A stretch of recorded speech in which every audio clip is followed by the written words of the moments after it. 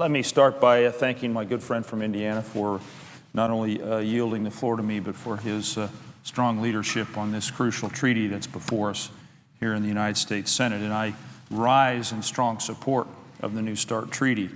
I want to start by reminding my colleagues that arms control treaties are an integral part of this country's modern history, premised on the shared belief that a world with fewer nuclear weapons is a safer world. Even as the Cold War raged, it was Ronald Reagan who committed America to the ultimate goal of eliminating these weapons from the face of the earth. Those are his very words. This goal has animated numerous arms control agreements since then, and it underpins the New START treaty, an agreement I believe we cannot fail to ratify. The dangers of nuclear proliferation have grown, and as the senator from Indiana knows well, because this has been a part of his life's work, the threat of global nuclear war has receded, but the risk of nuclear attack has increased, enabled by the spread of nuclear technology and the danger of materials falling into the wrong hands. Madam President, I believe we cannot be seen as a credible leader or a nation strongly committed to meeting our non-proliferation obligations unless we pursue further nuclear arms reductions ourselves. The United States and Russia have over 90% of the world's nuclear arms between us, and thus we have an obligation to verifiably decrease our nuclear stockpiles and reduce this primary threat to global and national security. And that's why the New START treaty matters. It establishes limits for U.S. and Russian nuclear weapons to levels lower than the 1991 START treaty and the 2002 Moscow treaty. These limits have been validated by our defense planners and ensure that we have the flexibility to meet our security needs. The treaty also includes a strong verification regime, which Secretary Gates called the, quote, key contribution, unquote, of the agreement. As we debate this agreement today, we should not only consider the consequences of ratification, but also the consequences of failure. Because START 1 expired over a year ago, we currently have no treaty and therefore no constraints on Russia's stockpile or verification of their weapons. Madam President, the choice facing U.S. presidents throughout the decades has been whether we are better off signing arms agreements with the Russians or pursuing an arms race. Historically, our presidents from both parties and bipartisan majorities in the United States Senate have agreed that we are better served by agreements, and today is no different.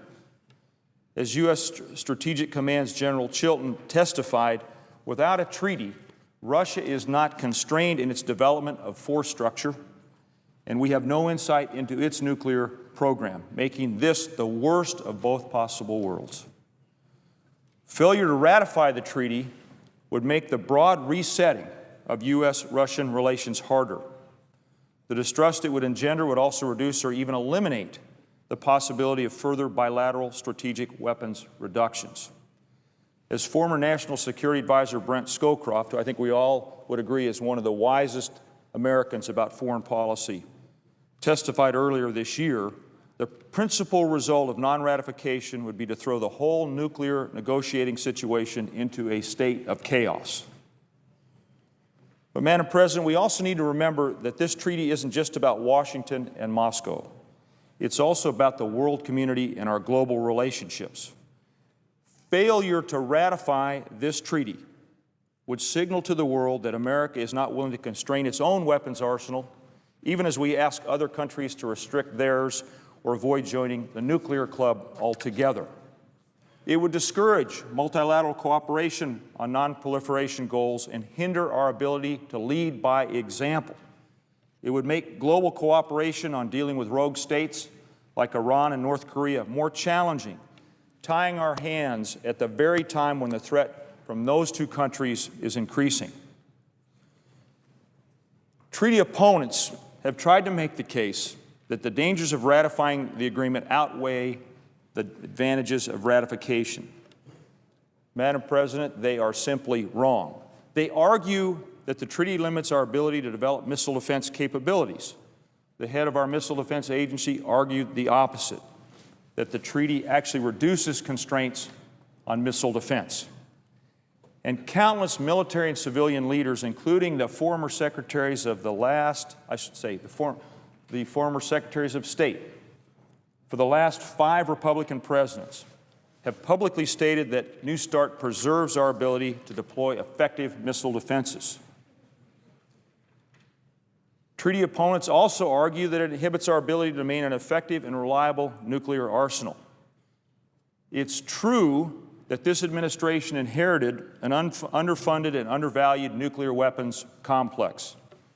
But the President understands that the nuclear experts and infrastructure that maintain our arsenal also help secure loose nuclear materials, verify weapons reductions, and develop technologies that underpin our nuclear deterrent.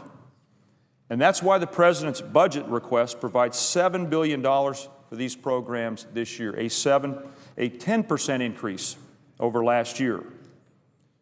New START would in no way limit these investments. And as treaty opponents know well, the President has offered an even more robust investment in modernization and refurbishment of our nuclear infrastructure over the next 10 years, totaling $84 billion. Madam President, the importance of ratifying this treaty goes beyond politics.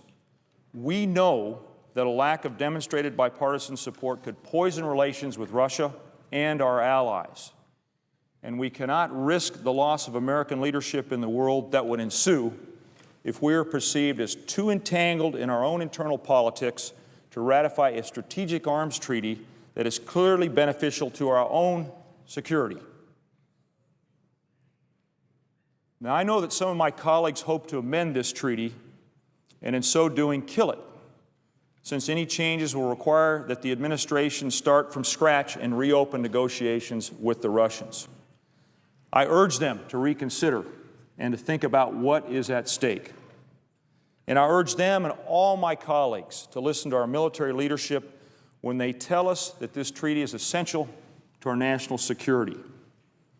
As Senator Lugar pointed out yesterday in his eloquent statement, quote, rejecting an unequivocal military opinion on a treaty involving nuclear deterrence would be an extraordinary position for the Senate to take, unquote. Let's not allow this to be the first time in history that the Senate denies ratification to a treaty with overwhelming bipartisan support and the endorsement of the full breadth of our military and civilian leaders. I urge my colleagues to support this treaty and to support, therefore, a safer world. Madam President, thank you, and I yield the floor.